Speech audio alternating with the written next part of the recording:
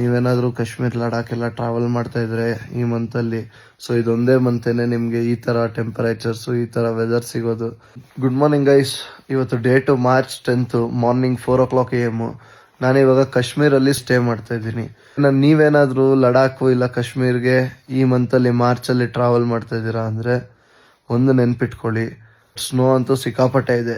And ಟೆಂಪರೇಚರ್ಸು night ಮಲಗುವಾಗ -1 ಇತ್ತು. So heated beds ಕೊಟ್ಟಿದ್ರು, blankets ಇತ್ತು, ಎಲ್ಲ ಇತ್ತು. 2 to 3 hours ಆಗಿರ್ಬೋದು, ನನಗೆ ಎಚ್ಚರಿಕೆ ಆಗಿ ನಿದ್ದೆ ಬಂದಿಲ್ಲ. -11 ಇದೆ ಟೆಂಪರೇಚರ್. ಸೊ ವೆದರ್ ಫೋರ್ಕಾಸ್ಟ್ ಅಲ್ಲಿ ತೋರಿಸಿದ್ದು ಲೀಸ್ಟ್ ಟೆಂಪರೇಚರೇ -5 ಅಂತ. ಬಟ್ ಇಲ್ಲಿ ನೋಡಿದ್ರೆ -11 ಆಗಿದೆ. ಸಿಕ್ಕಾಪಟ್ಟೆ ಚಳಿ ಇದೆ.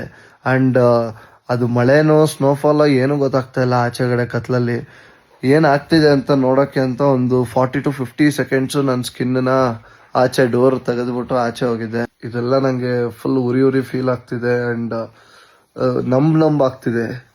ಅದು ಏನು ಹೇಳೋದು ಅರ್ಥ ಆಗ್ತಾ ಇಲ್ಲ. ಆ್ಯಂಡ್ ಕಣ್ಗಳು ಫುಲ್ ಬ್ಲಾಸ್ಟ್ ಆಗಿಬಿಟ್ಟಿದೆ. ಅರ್ಧ ಗಂಟೆಯಿಂದ ಕಣ್ಗಳು ತುಂಬ ಚೆನ್ನಾಗಿತ್ತು, ಏನೂ ಆಗಿರಲಿಲ್ಲ. ಸೊ ಇವಾಗ ಇಮಿಡಿಯೇಟ್ಲಿ ಹಿಂಗಾಗ್ಬಿಟ್ಟಿದೆ. ನೀವೇನಾದರೂ ಕಾಶ್ಮೀರ್ ಲಡಾಖ್ ಎಲ್ಲ ಟ್ರಾವೆಲ್ ಮಾಡ್ತಾ ಇದ್ರೆ ಈ ಮಂತಲ್ಲಿ ಆಲ್ ದ ಬೆಸ್ಟ್ ಗೈಸ್.